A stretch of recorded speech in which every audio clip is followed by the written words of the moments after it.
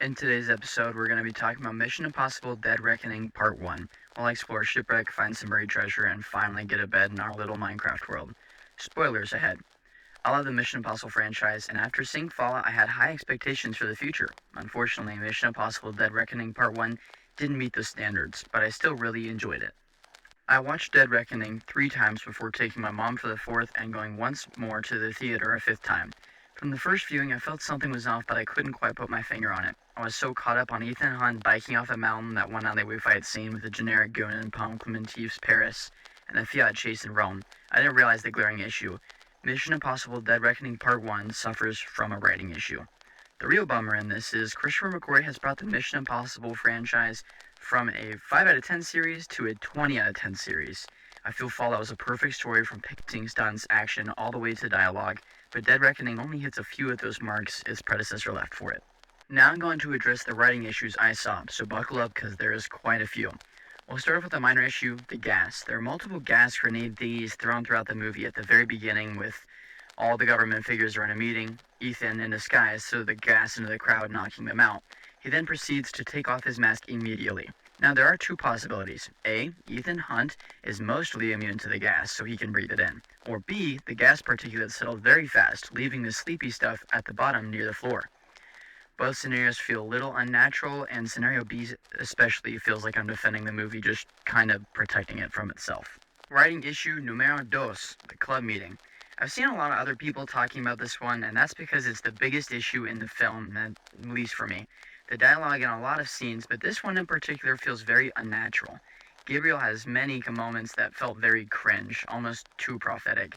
And the White Widow saying, "I don't care how I get it," followed by a little head twitch, just felt kinda odd. It's supposed to fill us with fear seeing this calm, collected character such as the White Widow scared for her future, but it ends up feeling very out of place. And earlier in the film, Benji Dunn is deactivating a nuclear bomb and says, "How do we always end up in these situations?" Like, bro, you're literally in the Impossible Missions Force. Don't you think deactivating bombs is part of the job? And the fact that it's nuclear kind of puts a damper on the effect that Fallout had. It took a 2-hour runtime to deactivate a nuclear bomb, whereas in Dead Reckoning, Benji does it in 10 minutes. I will give some credit to that scene. It was just a test for the entity to steal Benji's voice to be later used to deceive Ethan. Third and final major issue with this film is Clementive's Paris. I'm not talking about the actress or her character itself, but the way she was written at the very end. Paris spends the whole movie fighting Ethan Hunt on behalf of the entity, but when Ethan spares her life in the alleyway, it fulfills this prophecy that she'll betray Gabriel.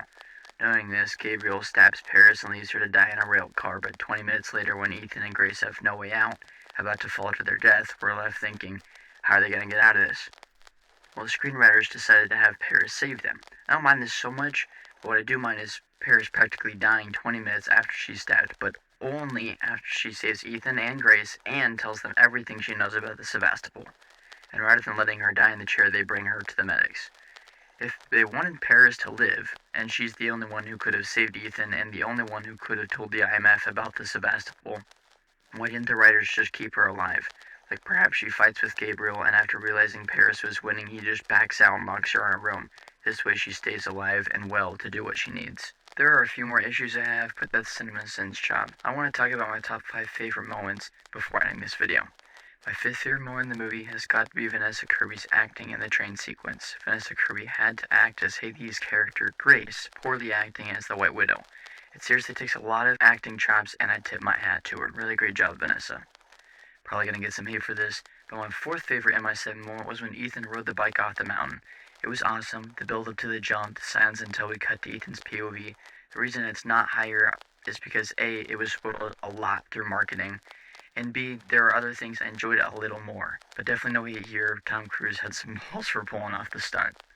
My 3rd favorite moment is the alleyway fight between Ethan, Paris, and one of Gabriel's goons. Though it wasn't as good as the bathroom fight from Fallout, I still feel every hit, and the tight space dynamic was really interesting.